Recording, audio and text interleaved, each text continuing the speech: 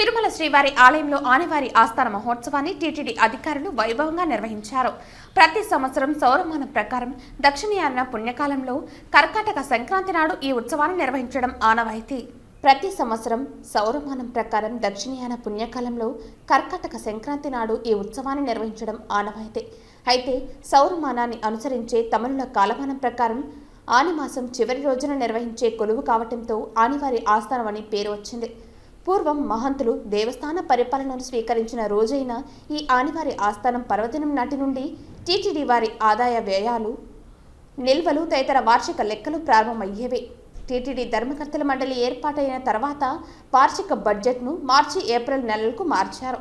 ఈ ఉత్సవం రోజున ఉదయం బంగారు వాకిలి ముందుగల గంటా మండపంలో సర్వభూపాల వాహనంలో ఉభయ దేవేర్లతో కూడిన శ్రీ మలయప్ప స్వామివారు గరుత్మంతునికి అభిముఖంగా కొలువుకు వేంచేపు చేశారు.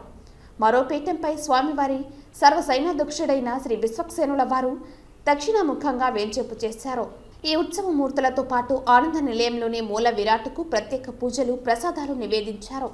ఇందులో ప్రథమంగా రూపాయి హారతి ఎంతో విశిష్టమైంది. తిరుమల పెద్ద జీఆర్ స్వామి పెద్ద వెండి తట్టలో 6 పెద్ద పట్టు వస్త్రాలను తలపై కట్టుకుని మంగళ వాయిద్యాల నడుమ ఊరేగింపుగా తీసుకొచ్చారు. తిరుమల పెద్ద జీఆర్ స్వామి పెద్ద వెండి తట్టలో 6 పెద్ద పట్టు వస్త్రాలను తలపై పెట్టుకుని మంగళ వాయిద్యాల నడుమ ఊరేగింపుగా విచ్చేశారు. వీటిలో 4 మూలమూర్తికి అలంకరించారు. మిగిలిన 2 వస్త్రాలలో ఒకటి మలయప్ప స్వామివారికి, మరొకటి విశ్వక్సేనుల వారికి అలంకరించారు.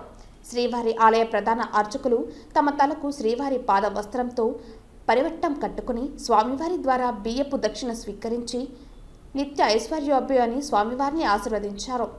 ఆ తర్వాత అర్చకులు తిరుమల పెద్ద జీఆర్ స్వామివారికి, చిన్న జీఆర్ స్వామివారికి టీటీడీ తరపున కార్యనిర్వహణ అధికారికి లచ్చన్న అను తాళపు చెవిగుత్తిని వరుస క్రమంలో కుడి చేతికి తగిలించారు. హారతి, చందనం, తాంబూలం, తీర్థం, సఠారి మర్యాదలు చేసిన అనంతరం ఆ తాళపు చెవిగుత్తిని శ్రీవారి పాదాల చెంత ఉంచారు. ఈరోజు స్వామివారికి అనివార్య ఆస్థానం కార్యక్రమం నిర్వహించడం జరిగింది. తమిళ కాలమానం ప్రకారం ఆనిమాసం రోజు లాస్ట్ రోజు కాబట్టి పవిత్రమైన దినం. ఈరోజు ఈ కార్యక్రమాన్ని నిర్వహిస్తాము. ఇంతకుముందు ఈరోజు స్వామివారికి బడ్జెట్ అంటే ఆదాయం, వ్యయము, నిల్వలు ఇవన్నీ కూడా స్వామివారికి నివేదించడం జరిగేది. ఆ తర్వాత ధర్మకర్తల మండలి వచ్చిన తర్వాత దీన్ని ఏప్రిల్ నుంచి మార్చికి మార్చడం జరిగింది. ఈరోజు ఆ కార్యక్రమాలన్నీ కూడా నిర్వహించడం జరిగింది. అలాగే ఈరోజు సాయంత్రం శ్రీదేవి, భూదేవి సమేతంగా స్వామివారు పురవీధుల్లో పుష్పపల్లకి మీద ఊరేయడం జరుగుతుంది. ఆనివారి ఆస్థానం సందర్భంగా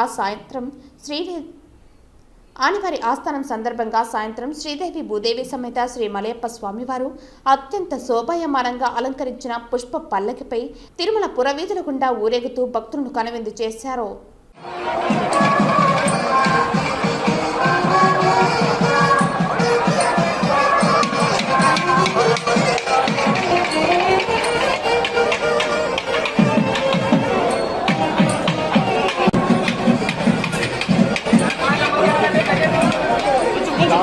Thank you.